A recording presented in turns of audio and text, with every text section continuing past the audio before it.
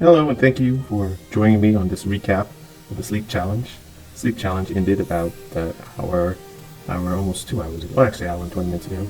And I'd like to say that I believe it was somewhat successful. And I'm not really sure what was trying to get out of it. I didn't think I was going to get better sleep. I don't think I did. But maybe what I did find out was some interesting information and some things I'd like to use to challenge myself in the future so I don't find myself in a situation where I'm just complaining about something. I'm actually trying to do something about it. So let's get to the results. Essentially, I feel a little bit better than I did feel before. Now, was this because of getting sleep in intervals of 90 minutes? No, I don't believe that's the case. I felt terrible at times. Now, there was one time I felt extremely lucid. That was wonderful. But that could have just been a result of probably some extreme pain that I felt as well. Along the way, there were several times that it just hurt. My body hurt. My mind hurt. I just felt like sleep was so broken that I didn't know what to do. Now, I don't believe this is necessarily because of the 90-minute intervals. It's just very difficult to control exactly how much sleep you're getting, especially when you are living with other people. It's very difficult to have an alarm going off every 90 minutes. And of course, exactly when you fall asleep matters. So when you fall asleep, it's going to determine when to start the 90-minute clock. So when I start an alarm, I'm taking a guess. So for these 90-minute intervals, there are more estimated than those. Now, there are other solutions to trying to make sure you're getting 90 minutes, and I'm exploring some of those, such as alarms that are set to monitor your sleep. These are imperfect solutions, but that being said, I don't, if they're good, if they are worthwhile, I'm going to have to determine.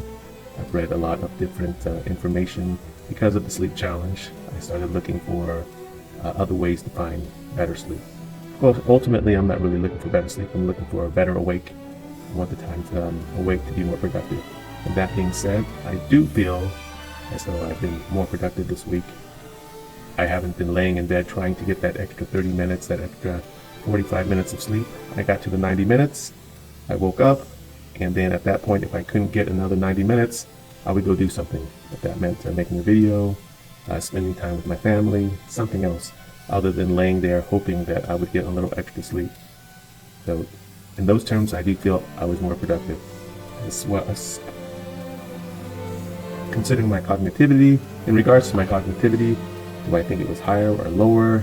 I don't know. I did take a test earlier in the week, and the score was around 97% for cognitivity. So I don't really know if that's going to get better.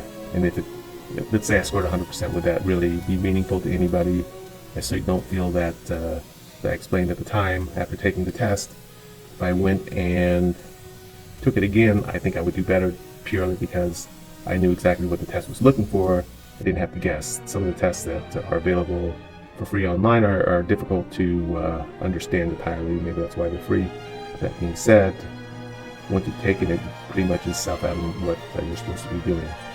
So I think that there would be that issue going forward. So I'm not going to take a test, score higher, and then say, hey, obviously the sleep challenge worked. Sleep for 90 minutes at a time and you're going to get smarter. I just don't think that's the case. I have no proof either way, and I don't put them in. So, and I wouldn't want to at this point, especially after 1 week sample size, wouldn't want people to go out there and say, hey, everybody start sleeping 90 minutes at a time, you're going to get smarter or dumber. For that matter, well, what if the score actually did drop down to 95 or 90? And then, of course, people would take that the wrong way. It's one data point, so not too meaningful. That being said, I don't feel it would be any different. It was essentially the same. I do find that I've been a little more creative.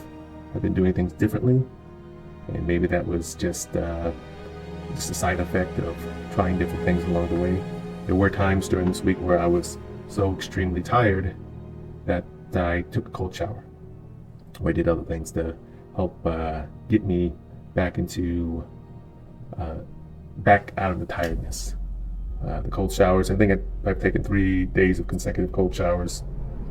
When I'm working, I get about 4.5 hours of sleep. That's what I found this week, and I think that's about right. It's about, not right, but what's normal for me, about 4.5 hours of sleep.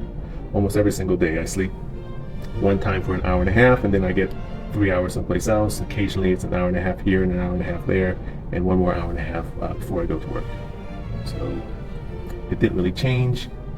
My days off actually feel as though I got a few more hours of sleep, but of course that was the beginning of the sleep challenge, so I was probably following the rules and following the, not the guidelines, but the schedule for sleeping much more I was following the schedule for sleep much more rigorously. Even then though, it was difficult to sleep the entire time. I don't think I slept the entire time for anything over 3 hours.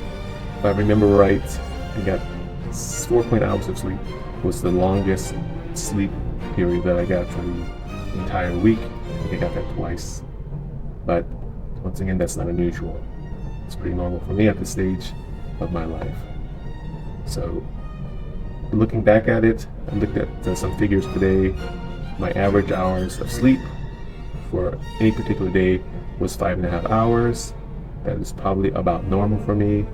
From everything that I read, that's not healthy. 6 hours is kind of the minimum that you want to get to. I'm getting about 5.5, but I'm surviving. I'm feeling okay. I might be looking old, but as opposed to getting old and feeling old. But that's the case. I am getting about 5.5 hours a day. It would probably be good to get a little bit more, at least 6. I've read 6 is kind of the minimum, but we'll see when we get there. Sleep has continued to be broken. 3 sleep sessions was normal on my days off, but during the days that I worked, 2 was much more common.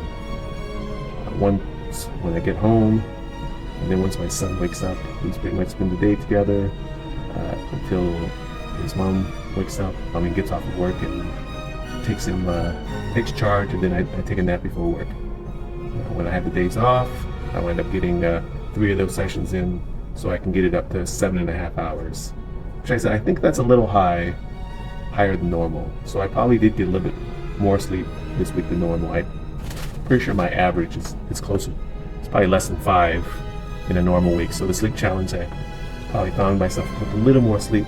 Maybe that's how I was lucid after extremely lucid after the first day, where my mind was swimming in joy, I suppose. So as far as the schedule is concerned, I enjoyed it. I liked the reminders from Google Calendar. It was very informative. It was nice to get 10 minutes to sort of wrap it up. It's time to go to bed. I didn't necessarily follow it as well as I would like. It's probably shot around 70% of the time. I was either in bed or close to being in bed when I was supposed to be. So there was a few times that I found myself going to bed early to try to catch an extra 90 minutes, but all those times I failed. I wound up waking up 90 minutes earlier than I should have. So just the body is used to not getting that much sleep and is waking up. But there's other things going on as well, so I don't want to put it all on that. I have, like I said, a son who comes by every once in a while to make sure his papa is still alive. So, and someone has to watch TV as well. But that's where that's at.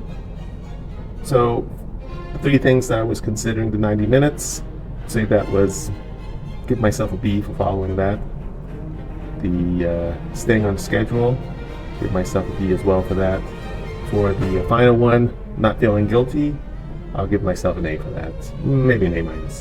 There was a few times that I'm like, I know I'm on this challenge, but I probably should just lay down and get a little bit more sleep, or just stay in bed for a little bit longer.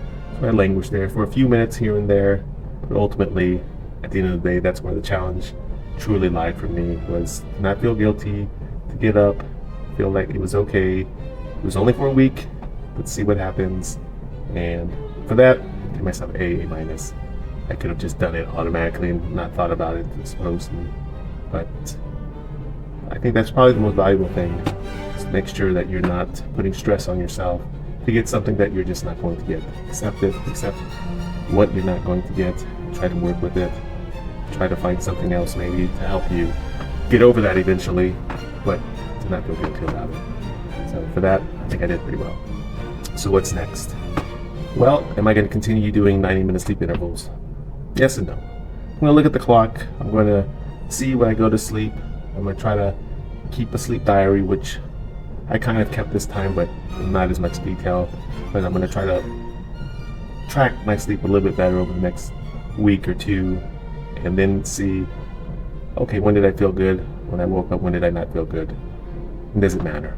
I don't know if it matters that much. Say days I felt terrible, I got a lot of things done.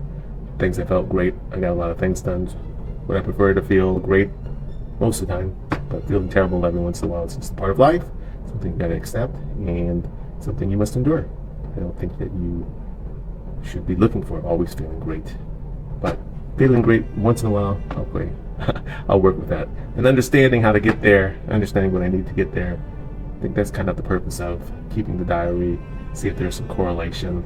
You know, we could do some statistics on it, just follow myself, follow the information for a while, and see what happens.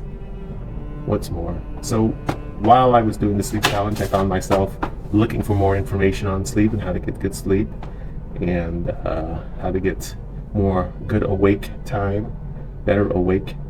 And I came across an article, I think it's 2 days ago now, where essentially you find that most Americans are tired because of allergies. And now I am a lifelong allergy sufferer, and I never put I do know I get more tired when I have allergies, but I don't know, maybe I'm just not that bright. I never put 2 and 2 together, and because of that, I never correlated taking allergy medicine to feeling better.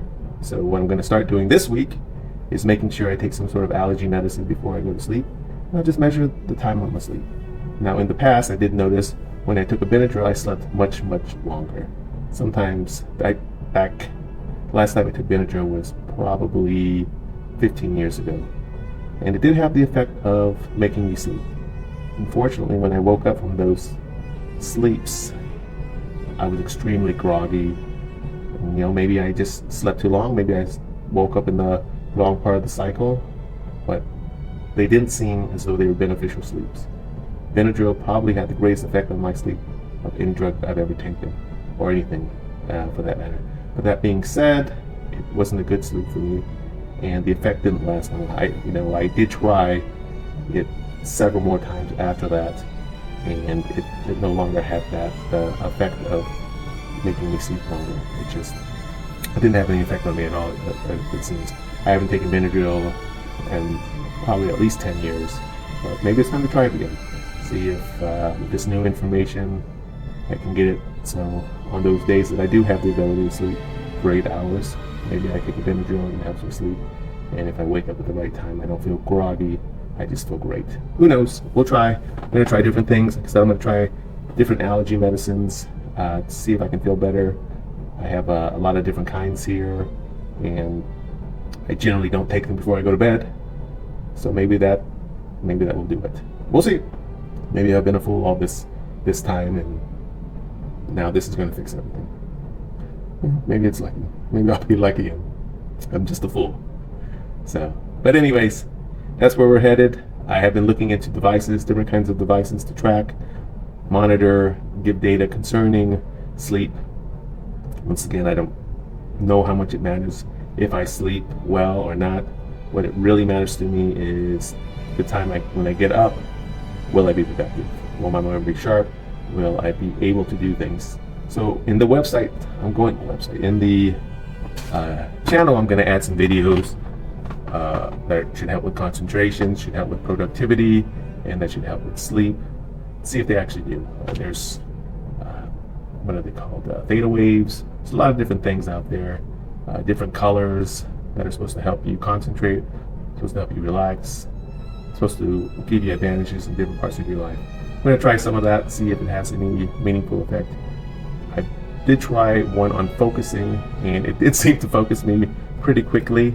I thought it was kind of weird. I just kind of had it in the background, and usually I was doing some menial tasks, just copying numbers, and I generally don't pay that much attention when I'm doing it.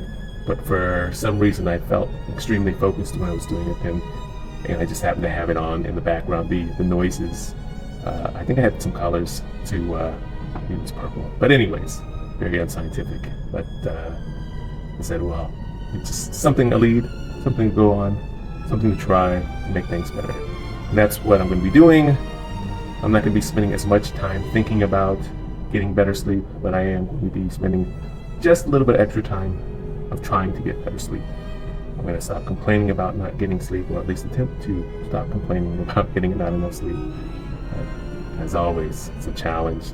Sometimes you just fall back into those terrible instincts of not doing the things you need to do to get your life moving.